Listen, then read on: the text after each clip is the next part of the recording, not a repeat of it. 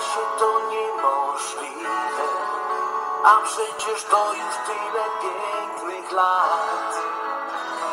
I każde słowo tak prawdziwe buduje